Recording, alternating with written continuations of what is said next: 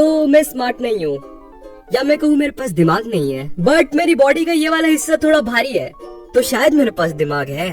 अब स्मार्ट होने का मेरा मतलब ये नहीं कि मैं उन ज्ञानी बच्चों जैसा नहीं हूँ जो कि अपनी उंगलियों को ऐसा ऐसा करके पूरे ब्रह्मांड का मैथ्स कैलकुलेट कर देते हैं। अबे उसको ना अबेकस कहते हैं, चू।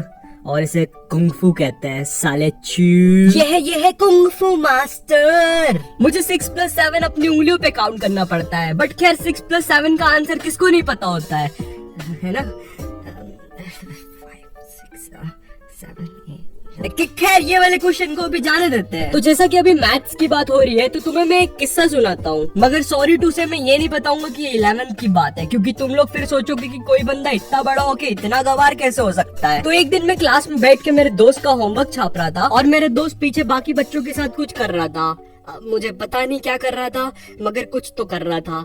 शायद बॉम्ब डिफ्यूज कर रहे थे वो लोग, या लगा रहे थे। खैर, तो होमवर्क छापते छापते मुझे एक क्वेश्चन में डाउट आया। अब नॉर्मली कभी ऐसा होता है तो मैं जो सामने वाले की कॉपी में पैटर्न बना होता है वही अपनी कॉपी में बना देता हूँ, मगर उस दिन मेरे दिल से एक आवाज आई, ब्रो इट्स हीरो टाइम। बस इतना सुन के मेरी आंखों में चमक आई और मैं मेरे दोस्त के पास चल पड़ा। ओए, ये इसका आंसर 2 नहीं आएगा तो क्या आएगा? उसने जैसे ही ये बोला, सारे बच्चों की नजर मुझ पे आ गई। उनकी आंखों में एक मस्ती सी थी, वो मुझे हलाल होता हुआ देखना चाहते थे। आयु, अब तेरे पास और कोई चांस नहीं है, अब तू पीछे भी नहीं हट सकता। मुझे ये करना ही होगा, इसलिए मैंने अपने दिमाग में सबसे हायर मैथमेटिक कैलकुलेशन लगाया और उसका आंसर दे दिया, इन्फिनिट।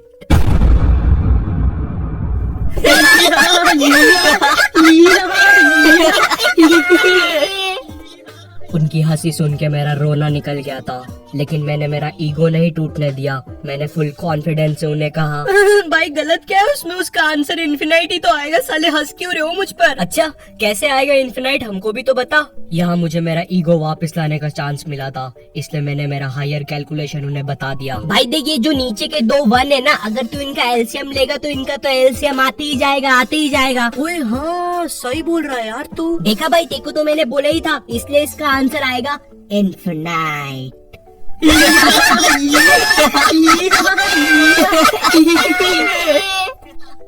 उस समय मुझे इतना गुस्सा आया, मुझे किसी को पंच करना था, इसलिए मैंने खुद को पंच मार लिया। अब ऐसा भी नहीं है मुझ में कॉमन सेंस नहीं है, अगर गेट इधर है तो मैं उधर नहीं भराऊंगा। अब देखो, मैं कोई अभी ऐसा नहीं हुआ हूँ।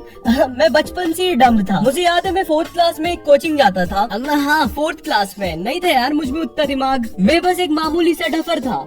रुको, मैं नहीं था डफर, ये था। सब कुछ इसकी गलती है, मुझे तो सब कुछ आता है। तो वैसे तू ये कर क्या रहा है? साले मेरी नाक क्यों कटवा रहा है? ऐसा तो नहीं था। मैं बचपन में पढ़ाई में पहले मेरा बहुत बुरा हाल रहता था। A for Apple, A for Apple. अब बोलो। हाँ, एप्पल एप्पल एप्पल एप्पल, ए एप्पल एप्पल। जब्बा। मुझे 11th क्लास का हिंदी सब्जेक्ट बिल्कुल पसंद नहीं था। हमें एक चैप्टर था शिवराज सिंह और उसकी बर्छी, मतलब स्वॉर्ड और तलवार। अब मैंने पीछे वाले बेंच पे शिवराज सिंह को युवराज सिंह सुन लिया, और मेरे पे बुक तो थी नहीं। और चैप्टर में एक लाइन आई थी कि शिवराज सिंह ने अपनी बर्छी से 14 सैनिक को घायल कर दिया। और यहाँ मैं पीछे वाले बेंच पर बैठ के सोच रहा हूँ कि भैंचो, युवराज सिंह ने कब से सैनिक पहनना स्टार्ट कर दिए, और ये बर्छी को इतना हाईलाइट क्यों कर रहे हैं चैप्टर में? अरे मैं साइंस का स्टूडेंट हूँ, मेरे क्या काम आएगी युवराज सिंह की बर्छी? तो एलियन 1, तुम्हें क्या लगता है इस बर्छी से हम लोग क्या कर सकते हैं? अरे भैया, इसको कोई ट्रांसलेटर दो। अरे ये ढपले को हिंदी नहीं आती क्या? एलियन 1 वहाँ रखा है ट्रांसलेटर। जी तो सर, मैं बता रहा था कि अगर हम बर्छी से इलेक्ट्रोमैग्नेटिक रेडिएशन निकाल लेंगे तो उससे क्या होगा कि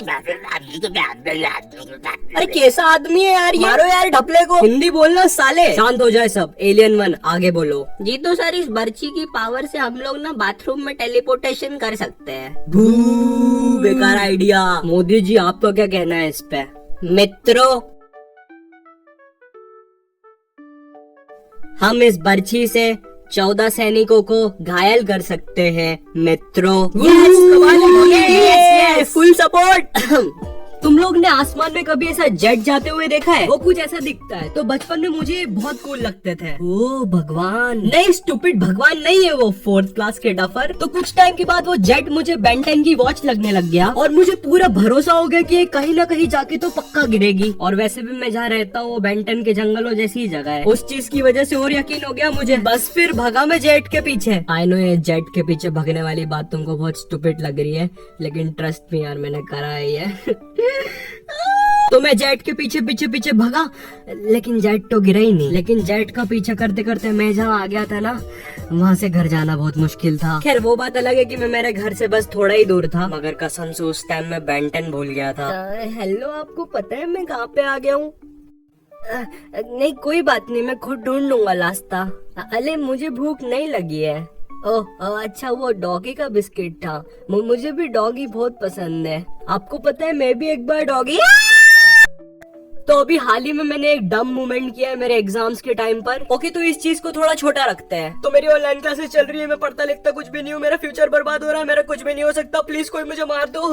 मजाक कर रहा हूँ, इतना सच कब से बोलने लग गया मैं वीडियोस में। तो हम लोगों का एक ग्रुप है, उसमें 9 मेंबर्स हैं। तो हम लोग ने डिसाइड किया कि एग्जाम्स में वाइवा के टाइम पर जो भी क्वेश्चन हमसे एक्सटर्नल पूछेगा, उस क्वेश्चन का आंसर बाकी लोग गूगल पर सर्च करके ग्रुप पर डाल देंगे। तो एक्सटर्नल ने मुझसे ग्रेविटेशन रिलेटेड कोई क्वेश्चन पूछा। तो मेरी एक दोस्त है रीत, भाई उसके दिमाग में पता नहीं क्या आया, उसने गूगल पे लिखा ग्रेविटेशन से रिलेटेड सबसे चोमू आंसर बताओ। भाई उसने केमिकल से रिलेटेड कोई क्वेश्चन पूछा था मेरे से। मैं उसको 5वीं क्लास की ग्रेविटी की डेफिनेशन सुना रहा हूँ जो रीत ने भेजी थी। Gravity sir, gravity sir, gravity. भाई वो एक्सटर्नल की भी हंसी निकल गई थी पता है। और वर्स्ट पार्ट ये है कि अब मेरे जो ग्रुप में 9 लोग हैं उनको जीवन भर ये चीज याद रहेगी।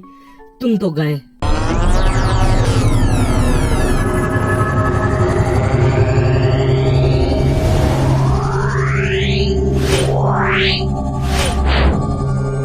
Yeah.